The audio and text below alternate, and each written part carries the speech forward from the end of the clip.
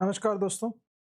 आज जो मैं आपको वीडियो लेके आ रहा हूँ वो दिल्ली में जो अभी हमारी 19 तारीख को एक कॉन्क्लेव हुई थी, एक मीटिंग हुई थी।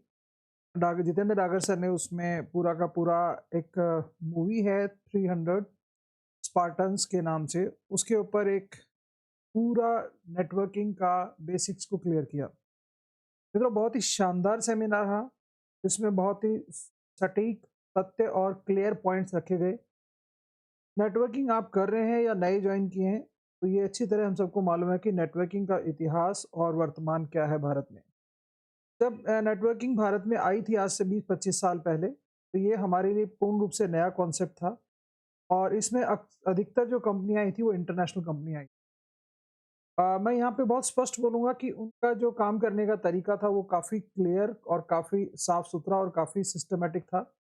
लेकिन चूँकि हमारे यहाँ नेटवर्किंग उस टाइम पे एक कॉन्सेप्ट नहीं था या ये इस तरह का कोई मार्केट नहीं था जिसके बारे में लोगों को पता हो, और क्योंकि एक बहुत वृहद स्तर पे, बहुत बड़े स्तर पे लॉन्च हुई थी और बहुत बड़ी-बड़ी कंपनियाँ आई, तो ऐसे में जो यहाँ की भारत की अपनी टीम्स थी, जो लीडर्स थे, उनमें बहुत से लोगों ने इसको सही दिशा में लेके गए, लेकिन कुछ लोगों ने इसकी दिशा को परिवर्तित कर दिया, अपनी तरह से मोल्ड कर दिया। और आज नेटवर्किंग की स्थिति ये है कि हर तीसरा व्यक्ति किसी न किसी नेटवर्किंग काम में जुड़ा हुआ है, लेकिन उसके लिए उसके ख़्याल पॉज़िटिव, उसके खुद बेसिक कारण है, जो ये बेसिक्स हमारे को इस मीटिंग में बताए गए, वो समाज में व्याप्त है, उन्हीं के बारे में बात की गई थी, उन्हीं के बारे में एक चर्चा थी और उसी में एक बहुत शानदार तरीके से हर पॉइंट पे डिस्कशन हुआ। दोस्तों, जब ये समझ की बात आती है, तो हर व्यक्ति किसी को सुनने के बाद में अपनी-अपनी समझ रखता है और अपनी-अपनी समझ के हिसाब से उसका आकलन करता है।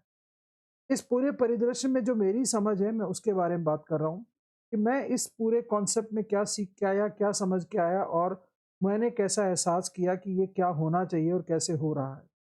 तो जो बेसिक्स ऑफ नेटवर्किंग है, इसके बारे में हम थोड़ा-सा चर्चा करेंगे। हो सकता है इस वीडियो में कुछ पॉइंट छूटे हों या ये इस पूरी टॉक में कुछ चीज़ें रह गई हों।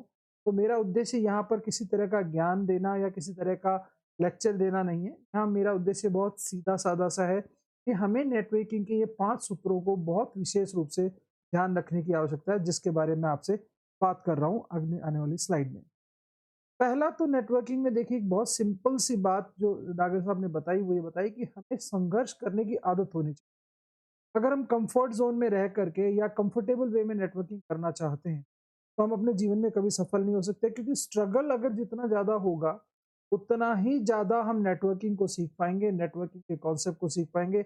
या मैं ये कहूँ, जो व्यक्ति फील्ड में रह के स्ट्रगल करेगा, अपने प्रोस्पेक्ट से ज़्यादा बात करेगा, उससे डिस्कस करेगा, उसके इश्यूज़ को रिलेट करेगा और अपने आप को सिद्ध करेगा, वही व्यक्ति सबसे स्टार्टिंग में नेटवर्किंग की एंट्री ले पाएगा। यानी जो व्यक्ति स्टार्टिंग के स्ट्रगल को अवॉइड करेगा, या ये कहिए कि उस स्ट्रगल के ऊपर काम नहीं करेगा। स्ट्रगल का मतलब अनेक प्रकार का स्ट्रगल है। स्ट्रगल का मतलब आपको प्रोस्पेक्ट से मिलना भी है, अपने आप को तैयार करना भी है, ट्रेनिंग्स भी लेना है। साथ-साथ में अपने आप को इन चीज़ों के लिए, जो चीज़ें सिखाई जा रही है, उसके लिए भी अपने आप को बदलने की आवश्यकता है। यानी स्ट्रगल केवल एक प्रोस्पेक्ट ढूँढने से नहीं है, स्ट्रगल इसका मतलब है आपको अपने आप से भी करना है कि आप अपनी पुरानी आदतों को छोड़ के नई आदतों का विकास करके और आप अपने आप को स्थापित करें।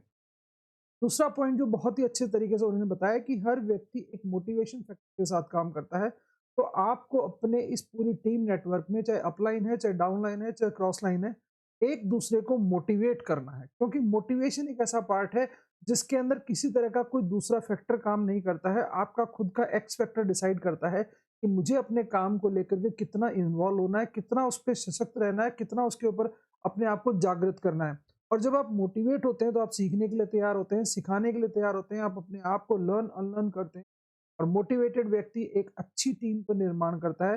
मोटिवेशन का भी यहाँ बहुत तार्किक शब्द है ये, कि आप प्रैक्टिकल रह करके अपनी चीज़ों को मोटिवेट करें, अपनी टीम को वो सपने दिखाएँ जो वो पा सकते हैं और उनसे संघर्ष करना सिखाने के साथ-साथ में उनको बीच-बीच में मोटिवेट करना बहुत आवश्यक है, क्योंकि कोई भी व्यक्ति 2 दिन, 5 दिन बाद में कभी-कभी ऐसी परिस्थितियाँ आती है कि वो ज़ीरो हो जाता है।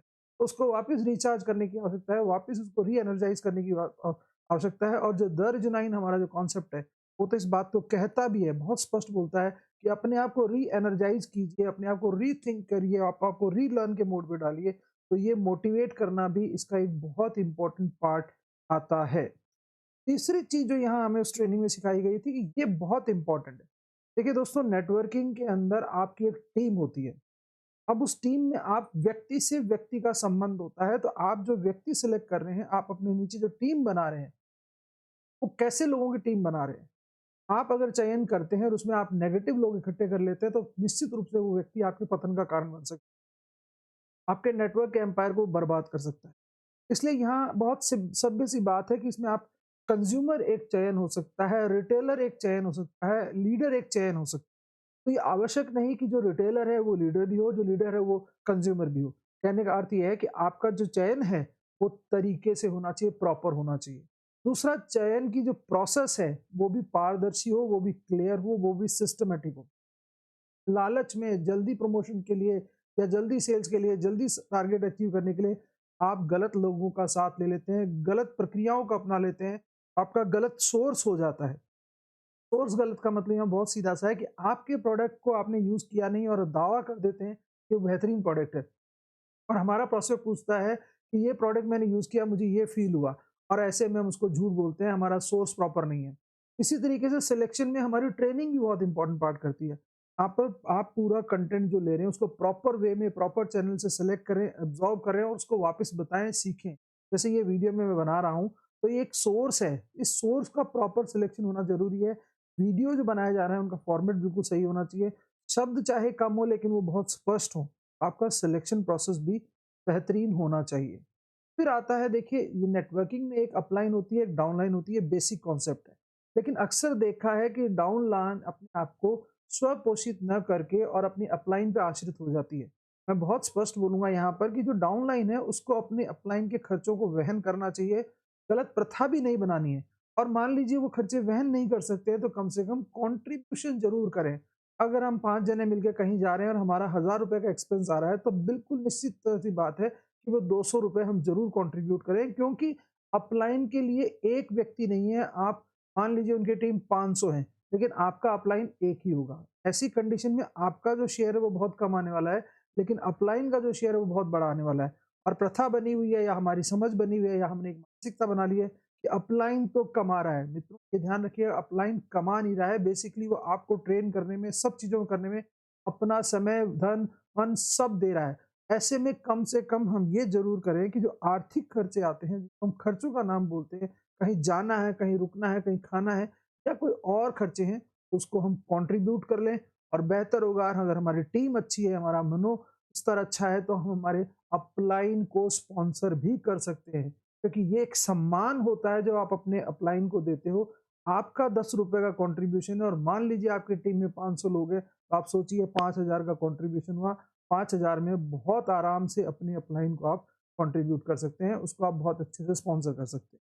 लेकिन देखने में ये आता है कि अपलाइन जो है वो अपनी डाउनलाइन को स्पॉन्सर करता है। ऐसे में ये एक सोच रखी जाती है कि उनका बिज़नेस है। मित्रों, ये किसी का बिज़नेस नहीं है, ये स्वयं का बिज़नेस है, स्वयं का काम है, स्वयं की प्रोग्रेस है। ऐसे में हमें अपने खर्चे मिल करके वहन करने चाहिए, इसमें किसी तरह की हीन भावना नहीं रखनी चाहिए, किसी तरह की हिचकिचाहट नहीं रखनी चाहिए। आपको आगे आकर के इन चीज़ों में इनिशिएट करना चाहिए। ऐसे में आपका अपलाइन आपको हमेशा हर ट्रेनिंग, हर मोटिवेशन, हर चीज़ में आगे रखेगा और उसे लगेगा कि ये मेरी टीम है जो मेरे बारे में सोचती है। वो हमेशा अग्रणी रह करके आपकी मदद करेगा। अगर उसको लगा कि हर मीटिंग में उसके 5 से 10,000 का खर्चा हो जाने वाला है और जो हम डाउनलाइन है वो ये सोचते हैं कि ये तो हमारा बॉस कर देगा, तो ऐसे में ये ध्यान रखिए कि वो अपनी शालीनता में शायद ना बोलें, लेकिन उसकी जो फाइनेंशियल चीज़ें जिसके लिए वो काम कर रहा है, प्रयास कर रहा है, आपको आगे लेके आ रहा है, वो उसको ब्रेक डाउन करेगी, उसको नुकसान पहुँचाएगी। इसलिए ये बहुत इम्पोर्टेंट पार्ट है नेटवर्किंग का कि हम खर्चों को आपस में वहन करें। तीसरी और 5वीं और आखिरी चीज़ जो मैंने इस पूरी मीटिंग में सीखी या देखी या समझ में आई कि देखिए, आप और हम सब एक दायरे में हैं और वो दायरा है हमारी कंपनी। हमारी कंपनी हमें बताती है कि अपलाइन एक चीज़ होती है जो आपको विकास के रास्ते पे लेके जाती है, आपको प्रोग्रेस पे लेके जाती है। लेकिन वो चीज़ कोई मूर्ति नहीं है, कोई मशीन नहीं है। बेसिकली वो चीज़ नहीं है, वो एक व्यक्ति है जो कि आपके लिए काम कर रहा है, आपको प्रोग्रेस दे रहा है, आपकी ग्रोथ में सहयोग कर रहा है, आपको रास्ते बता रहा है, अपने अनुभवों को साझा कर रहा है। ऐसा व्यक्ति हमारा सीनियर कहलाता है, चाहे उसकी उम्र हमसे छोटी हो या बड़ी हो। क्योंकि यहाँ धर्म, जाति, उम्र किसी भी संप्रदाय का कोई लेना-देना नहीं है। अगर हमारा अपलाइन हमारा अपलाइन है तो इसका मतलब वो सम्मान का पात्र है, वो उसको सम्मान का हक है, इसलिए हमें उसको मान और सम्मान देना चाहिए। साथ के साथ मैं अपने साथ-साथ ये भी कहूँगा कि अपलाइन भी ये कोशिश करे कि अपनी टीम को सम्मान दिलवाए, उसका मान बढ़वाए। इससे क्या होगा कि एक छोटी-सी चिंगारी भी एक बहुत बड़ा रूप ले लेती है, नेगेटिव और पॉजिटिव दोनों तरह से। अगर हम किसी छोटी-सी जोश को अगर आगे बढ़ाते हैं तो वो उसकी आत्मशक्ति बनता है, आत्मबल बनता है। ऐसे में एक टीम का सदस्य अगर किसी अपलाइन द्वारा मोटिवेट कर दिया जाता है, तो सम्मान दिला दिया जाता है, तो वो बेहतरीन तरीके से परफ़ॉर्म करता है। और के साथ ये भी ध्यान रखिए कि अगर आप अपलाइन को सम्मान देते हैं, तो ये ध्यान रखिए कि हमारा जो रिश्ता है, वो हमेशा एक हायरार्की मेंटेन करता है, एक चेन मेंटेन करता है, जिसमें हमारे से ऊपर है, उसको हमें सम्मान बहुत ज़्यादा आवश्यकता है और हमारे से नीचे अगर डाउन लोग सम्मान देने की आवश्यकता है, ये मान और सम्मान देना ज़रूरी है। दोस्तों मैंने ये उस मीटिंग से एक एक्सट्रैक्ट लिया था और मैं ये जानता हूँ कि अगर हम लोग ढंग से प्रयास करें, तो नेटवर्किंग बिज़नेस का एक बहुत गौरवपूर्ण भविष्य आने वाला है, एक गौरवपूर्ण इतिहास बन सकता है अगर हम दोबारा से इन बेसिक्स को पकड़ें। मेरे साथी हो सकता है इसके अंदर कहीं न कहीं माने कि ये तो साहब कोई बड़ी बात नहीं है, ये तो कोई आवश्यक नहीं है, ये तो कर नहीं सकते, लेकिन ये छोटी-छोटी चीज़ें ही हैं, जो मिलकर एक बड़े नेतृत्व को तैयार करती है, एक बड़ी टीम को तैयार करती है और एक बड़े नेटवर्क को तैयार करती है।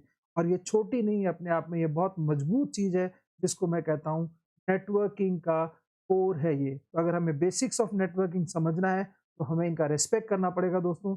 मैं भूपेंद्र सिंह, आपका लाइफ़स्टाइल मेंटर, इसके ऊपर आपको ये बेसिक गाइडलाइन दे रहा था। अगर आपको अच्छा लगा हो, तो कृपया करके मेरे चैनल को सब्सक्राइब करें, अधिक से अधिक लोगों को बताएँ और कमेंट करके बताएँ कि इसमें हमें क्या और जोड़ा जाना चाहिए। Thank you.